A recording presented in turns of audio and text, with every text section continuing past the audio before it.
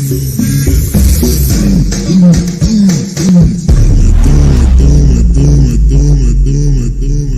guys, jumpa kembali dalam YouTube channel kami yaitu Cahaya Timur Chat. Kali ini kita kedatangan orderan yaitu Oppo A16 dari customer kita yang langsung ke toko. Jadi kita langsung aja buka dan melakukan aktivasi kartu garansi elektroniknya.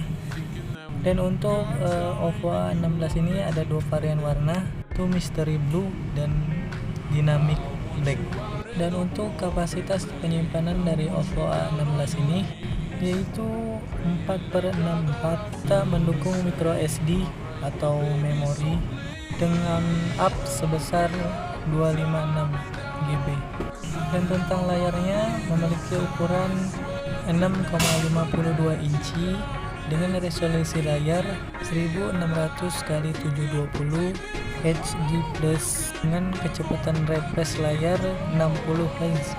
Untuk si Oppo A16 ini, untuk bagian kameranya memakai 3 buah kamera, yaitu dengan kamera utama 13 megapiksel, 5 megapiksel untuk zoom, 2 megapikselnya untuk makro, dan juga untuk kamera depannya dengan ukuran 8 megapiksel. Lanjut pada bagian prosesornya. Untuk prosesor dari A16 ini, Oppo ini memakai MediaTek Helio P35. Untuk baterainya dari Oppo A16 ini berukuran 4230 mAh.